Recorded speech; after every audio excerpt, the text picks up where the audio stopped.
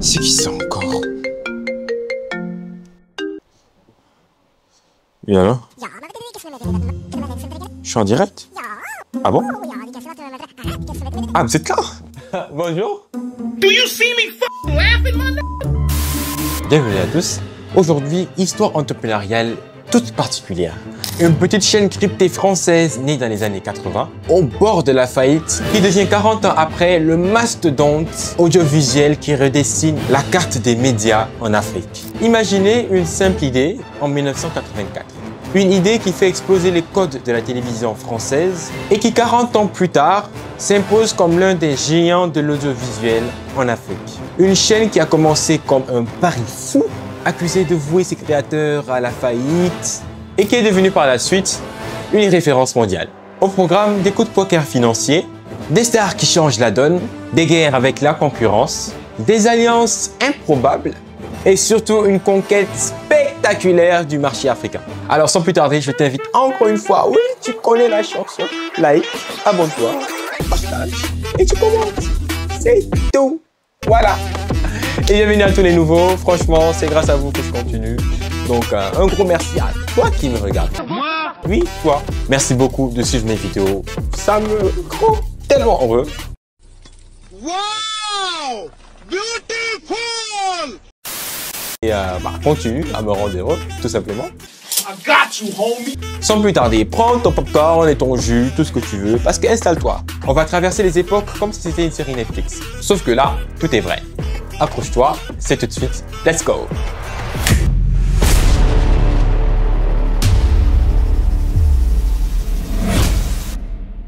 Direction 1984 à Paris. Cette année-là, en France, 3 chaînes publiques règnent sur les ondes. La télévision française numéro 1, communément appelée TF1, que vous connaissez sûrement. Antenne 2, qui deviendra plus tard France 2. Et FR3, qui deviendra plus tard France 3. Et là, boum, apparition sur les écrans français de la chaîne Canal+. L'image du jour, c'est le 4 novembre 1984. Ce jour-là marque la fin d'un privilège. Depuis cette date, il n'y a pas que les malades qui ont droit aux télé à pièces. Vous regardez trop Canal+, bonsoir. Alors d'où est venue cette idée géniale de créer une chaîne cryptée? Regardez, voici un document exceptionnel. Ça se passe le 23 février 1983 dans le garage d'André Rousselet. On a trouvé un système pour qu'il n'y ait que les abonnés qui voient. Oui, mais quoi? Qu'est-ce que t'en dis toi là?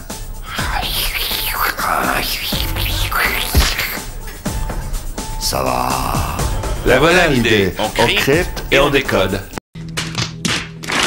Cofondé par André Rousselet, président de Havas, ami de Mitterrand, et Pierre Lécure, journaliste charismatique, il teste une alternative aux télés gouvernementales. Les premiers tests en mars 1984 montrent des clips et courts-métrages, histoire de tester le signal et le dispositif Discret 11. C'est l'acronyme de dispositif de cryptage électronique de télévision. Le Discret 11 tient son nom du cryptage utilisé pour émettre les programmes payants.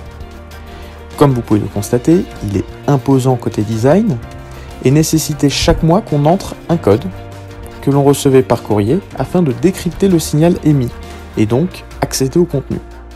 Malheureusement, cette protection n'était pas très efficace et le Discret 11 restera le décodeur le plus piraté de la chaîne. Il a été abandonné en 1995 au profit du... Puis le 4 novembre 1984, lancement officiel. Abonnement à date exigeant de 140 francs français, l'équivalent de 21 € de nos jours, pour une chaîne cryptée du jamais vu en France. André Rousselet et Pierre Lécure voient les choses en grand. 8 jours plus tard, ils innovent dans le sport, le 11 novembre 1984. Canal+ diffuse un match Nantes-Monaco avec prise d'antenne anticipée, plusieurs caméras, interviews à mi-temps, une immersion TV jamais vue auparavant. Rapidement et bien évidemment, les abonnements explosent. 1 million d'abonnements en fin 1985, rentabilité en décembre, 3 millions en 1989. Le train est en marche et risque pas de s'arrêter. Le 2 mai 1990, Canal+ entre en bourse. Il lève des fonds et passe à la télévision par satellite. La norme D2 Mac avec décodeur Sister. Canal+ lance en 1992 le Sister, qui sera généralisé en 1995. Il utilise un nouveau système d'encodage, le Nagravision, beaucoup plus complexe à pirater et plus confortable pour l'abonné. Celui-ci n'a plus besoin de rentrer de code tous les mois, puisqu'il intègre une clé blanche en plastique comprenant une puce électronique sur laquelle les droits sont chargés. Toujours en 1992, la télévision analogique par satellite commence à se développer. Canal+ et Europe 1 lancent le premier bouquet satellitaire français en analogique et le baptisent Canal Satellite. Canal+ propose donc un nouveau modèle de décodeur, le D2 Mac, beaucoup plus sophistiqué. Extérieurement, c'est un clone du Sister et il sera utilisé jusqu'en 1998, année de l'abandon de l'analogique sur la diffusion satellite par Canal+. Alors, qu'est-ce qui s'est passé entre-temps pour que Canal+ débarque en Afrique? A few moments later. Eh bien, en 1990, ils ne sont pas juste entrés en bourse. Ils lancent également Canal+ Horizon en Afrique. Une première offre dédiée à l'Afrique francophone. Et encore une fois, le satellite permet une couverture étendue dans les zones les plus reculées. La stratégie est claire, adapter les contenus, proposer des lourdes productions et films doublés, diffuser le football et le cinéma européen. Et ça, c'est la clé d'une audience fidèle. Surtout en Afrique. Mais aussi des défis. Piratage des décodeurs, instabilité du réseau électrique. Croyez-moi, en Afrique, on connaît. Pour renforcer ses racines, Canal+ acquiert des acteurs africains prêts à l'emploi. Rock, Nigeria, Zaku du Rwanda, Marodi TV au Sénégal. Autant de labels solides intégrés à l'offre Canal+. Mais Canal+ veut aller plus loin. Les francophones, c'est un peu de la poche. Il faut maintenant viser les anglophones. Dès 2020, il commence à acquérir des parts de MultiChoice, le géant sud-africain, franchissant le seuil légal de 5%, puis 6,5% en 2020. En 2024, l'offre est officielle. 2,9 milliards de dollars pour acquérir MultiChoice. La direction de MultiChoice recommande l'offre comme juste et raisonnable. En juillet 2025, les régulateurs approuvent, sous condition de soutien des entreprises émergentes et d'inclusion économique. Cette acquisition, elle permet de redessiner la carte de l'audiovisuel en Afrique, en fusionnant Canal+ et MultiChoice, c'est-à-dire les chaînes comme DSTV, Showmax ou encore Supersport. Après un long processus entamé début 2024, Canal+ a officialisé ce lundi le rachat de MultiChoice, le géant sud-africain de l'audiovisuel et leader de la télévision payante en Afrique anglophone et lusophone. C'est la plus grosse opération de son histoire. Grâce à ce rachat, Canal+ fait un bond spectaculaire, passant de 25 à 40 millions d'abonnés. Le groupe, qui est dans le giron du milliardaire Vincent Bolloré, est désormais présent dans près de 70 pays à travers l'Afrique, l'Europe et l'Asie et compte 17 000 salariés. Le nouveau géant sera coté à la fois à Londres et à Johannesburg. MultiChoice gardera son nom sur ses marchés, mais sa direction évolue. Maxime Saada, président de Canal+, prend la tête exécutive de MultiChoice et David Mignon, actuel patron de Canal+ Afrique, devient directeur général exécutif. Canal+ confirme ainsi son ambition internationale avec un appétit particulier pour le marché africain, l'un des plus dynamiques au monde, dont la population devrait quasiment doubler d'ici 2050 pour atteindre 2 milliards d'habitants. Mais qu'est-ce qu'on fait maintenant avec tout ce pouvoir, etc. On va s'enjailler, on va s'enjailler. Non, ouais, on s'enjaille pas, on construit, évidemment. Canal+ ne se contente pas que de distribuer, il produit du contenu africain également.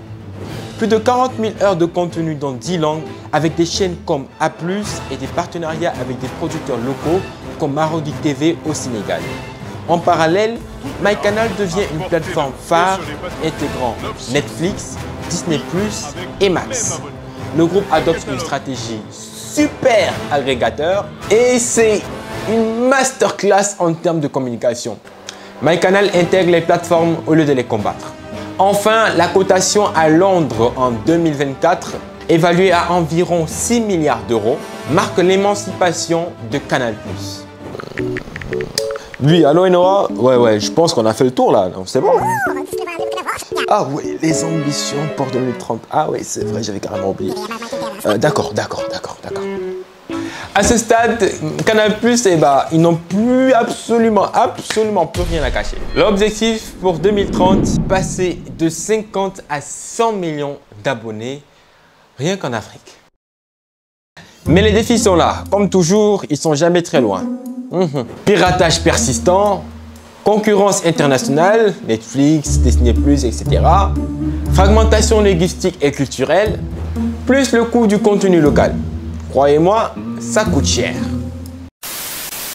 La stratégie réside dans l'adaptation locale, l'innovation technologique avec les recommandations de l'IA et le mobile first, les partenariats avec les opérateurs télécoms locaux, c'est-à-dire en Wolof, en Lingala, en Bambara, en Baoulé, beaucoup de langues. Ouais. Voilà, c'est dans la boîte. Maintenant, je l'appelle et ça devrait être bon. Voilà. Oui, allô Enora. Ouais, j'ai terminé. J'ai terminé, effectivement. Voilà, tu comprends maintenant quand je te disais que l'histoire du Canal+ c'était quelque chose. Ils ont été lancés en 1984, et ils ont germé et maintenant. Et pourquoi pas des programmes en 5D? Tu veux dire en 5 dimensions?